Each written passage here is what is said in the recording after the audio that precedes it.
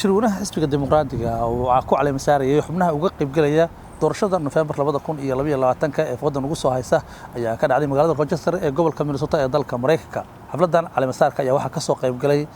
erga kala socday 87 degmo ee gobolka Minnesota waxaana ergada kamid ahaa Maxamuud Muuse Xasan oo ku magac dheer BBC isla markaasna kamid ahaa xisbiga dimuqraadiga. Maxamuud ayaan waxaan weydiinaynaa bal maantay madaxdii lagu caleema saaray oo kamid ahaa gudoomiyaha gobolka Minnesota iyo bal sida ay u dhacday caleema saarku. mahadsanid cabdixakiin wariyaha Somali Channel TV qaranka waxaan mahad celinayaa waraysigaaga haddii uu salaabto su'aashaadii waa sida uu sheegtay maanta waxa lagu caleema saaray madaxda uga qaybgalaysa xisbiga dimuqraadiga doorashada 2022 ee bisha November ee fadlan ugu soo haysa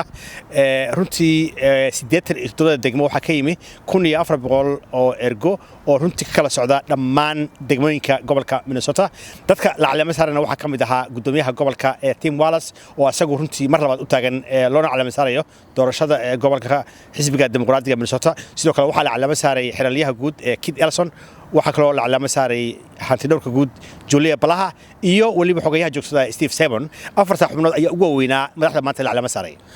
waa gartay 1400 oo ka socday ergadaas Soomaalidu intee maxay ku lahayd Soomaalidu runtii waa dad aad uga qayb gala siyaasadda ilaa iyo dhowr iyo 30 ergo ayaa ku jiray oo kamid ah dadka maanta wax dooranayay waa gartay xisbiga dimuqraadiga sanadkan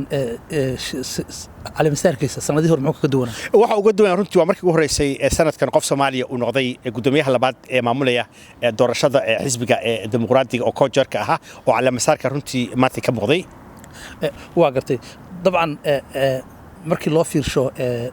sanadkan siyaasadda Soomaalida ay ku leedahay gobolka Minnesota iyo sanadihii hore maxaa kaaga baxay farq weyn baa u dhaxeeya sababtoo waxa garan kartaa xisbigu hadda awoodda ay ku leeyihiin dadka Soomaalida in ay xisbigi jogooyin sare oo noocaas ka qabtaan waa horumar la gaaray awooda runtii waxay ku jireen degmooyinka hoose iyo jogooyin kale balse waxa moodaa waa garan kartaa qof Soomaaliya oo koojarka ama gudoomiyaha labaad xisbigu uu u doortay caleema saarka waa arrin runtii aad iyo aad muhiim ah waxa kale muhiim ah inay lafteeda ku jiraan aqalka sare iyo aqalka hoose ee gobolka ay u cararayaan laba qof oo Soomaali ah dad kalena ay jiraan Soomaali oo iyaguna rajeynaya inay soo galaan siyaasadda waa gartay sanadkan doorashada Soomaalidu qayb weyn bay ku leedahay gobolka Minnesota markii loo fiirsho dadka siday u diyaar garoobeen iyo doorashada sanadkan soo socota bal waxay noo iftiin runtii waxa la rabaa dadka Soomaalida inay diyaar garoobaan maadaama wali lagu jiro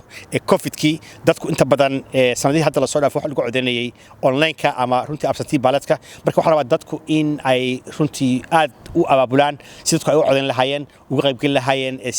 siyaasadda loo soo saari lahaa marka fariinta aan u dirayo musharaxiinta Soomaalida waxa kamid ah in ay soo bandhigaan ajandahooda siyaasadeed ay ku doonayaan in lagu doorto maxay tahay fartiinta oo faraysa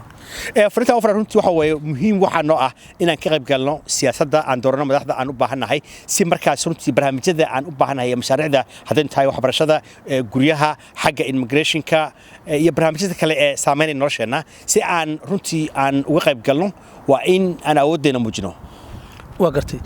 sidee lagu muujinay awood waxa lagu muujinay in la codeeyo oo dadku ay soo baxaan oo maalinta ay doortaan hogaamiye u shaqeyn kara oo ay la xisaabtami karaan barito doorashadu soo dhacaysa doorashadu waxa u dhacaysaa bisha runtii Agosto waxa jira primary kadibna waxa la aadayaa doorashada guud ee bisha November